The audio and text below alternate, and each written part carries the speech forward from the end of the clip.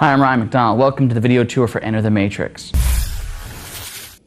As many of you probably know, Enter the Matrix is a companion to the film Matrix Reloaded. The game tells an alternate storyline that takes place during the same points the sequence is seen in the film. Enter the Matrix is a fairly standard action game that allows you to play as two different characters. Niobe, who is of course Jada Pinkett Smith's character from the film, as well as Ghost, who's played by Anthony Wong. You'll find that each character's storyline and gameplay elements vary differently depending on sequence to sequence. The major differences in gameplay is the driving sequences. And as Niobe, you will actually drive the car and have the ability to press a button that kind of pops Ghost out on top of the roof with a weapon, allowing him to give you kind of some cover fire as you try to reach your destination in the vehicle. If you decide at the beginning of the game to play as Ghost, those same sequences are there. The only difference is you actually don't drive the car. Instead, you are the gunner and simply gun down the enemies who are chasing after your vehicle. In the one level that features a flying sequence involving the Logos, this is also the same case as playing the game as Niobe. When you reach that level, you will actually fly the Logos. Although if you decide to start the game off as Ghost and reach that level, you will get to that sequence and simply be a gunner. The interesting thing about Enter the Matrix is how the storylines between the two characters and of course the characters from the film intertwine. For instance, in one of the sequences, Ghost enters a training simulation in which he actually faces off against Trinity. The interesting thing here is you actually would never see the sequence if you just played the game through as Niobe. Of course, one of the big draws of Enter the Matrix is the FMV that's featured in the game. There's right around 50 minutes worth of FMV that was shot exclusively for the game that tells an alternate storyline that's kind of a companion to the movie The Matrix Reloaded. What's more is while the two different characters have different gameplay sequences and go through different levels in some portions of the game, some of the FMV is actually different as well. One sequence might be identical to the other, with the only difference being slight variations in dialogue and of course it being either Niobe or Ghost. As you can see in this sequence, Monica Bellucci, who of course is meeting in the movie with Neo at one point, is also meeting in the game with not only Jada Pinkett Smith if you're playing as Niobe, but also Anthony Wong if you're playing as Ghost. The three distinct gameplay types in Enter the Matrix are action combat sequences, which are basically hand-to-hand and shooting sequences. Then there's of course the driving sequences, followed by one level of flying in the ship, the Logos. The majority of the time you spend playing Enter the Matrix is spent running through the game's 3D levels, fighting security guards, agents on occasion, as well as other enemies such as vampires, which were only hinted at in the film, but are explored a great deal in the game. Your time is basically spent fighting against these people, as well as collecting and moving your way through the 3D environments.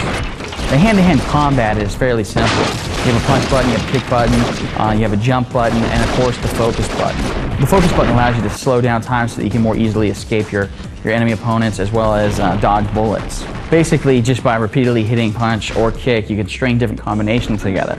If you activate the focus button while you're using either of these buttons, you'll see that certain things will happen depending on your environment. For instance, if you're near a wall, if you hit the kick button, Niobe or Ghost might actually run up and jump off the wall and deliver a kick after pushing off the wall. So the focus button definitely is a contact-sensitive action button that allows you to do some fun stuff that you might not see otherwise. Enter the Matrix, of course, wouldn't be complete without gunplay, and there's a whole bevy of guns that you can collect in the game. Everything from MP5s to sniper rifles, but they all break down into very distinct weapon classes. There's a shotgun, there's pistols, there's a sniper rifle, there's automatic weapons as well as submachine guns. Like I said, there's different types of pistols, there's different types of machine guns. You can have one in each hand. There's all kinds of different stuff you can pick up in the game. And while there's different types that'll help you in certain situations, for instance, if you're going up against a whole slew of SWAT team officers, the shotgun works fairly effectively there so that you can knock them down quickly and disarm them, which of course is one of the other gameplay features. In addition to being able to punch and kick your opponent as well as shoot them, you can simply disarm them or throw them.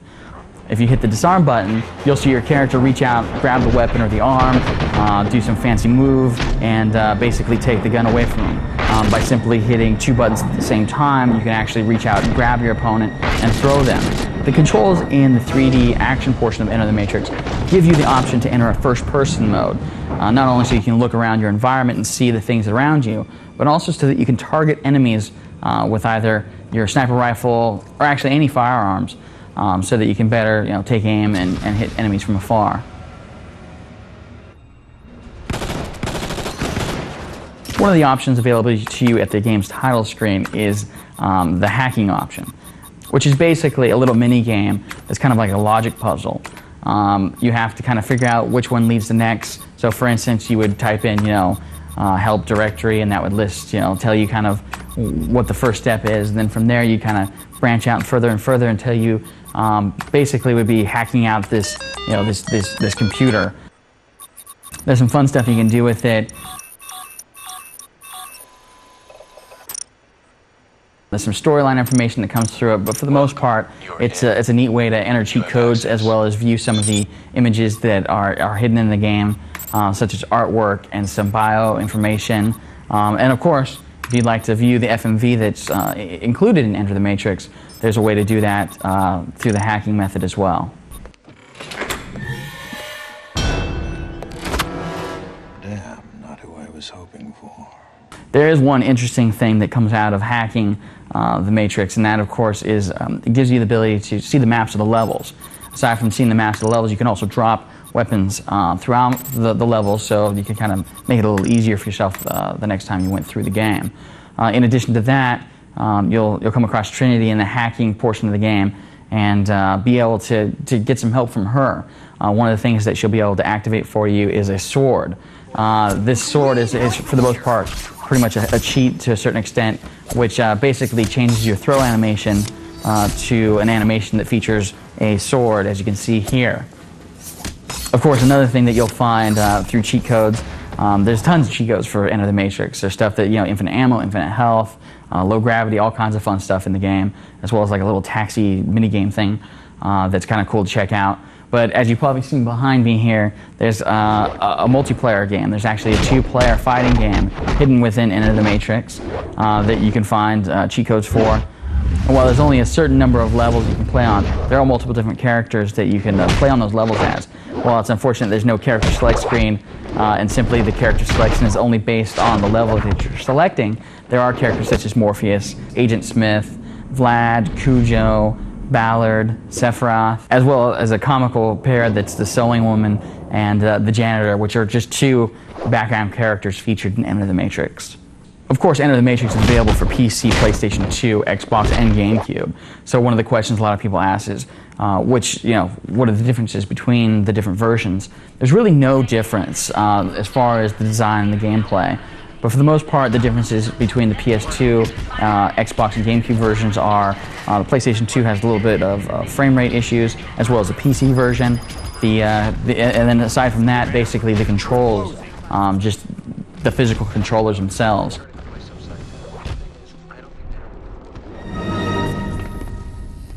Oh, when? When will it end?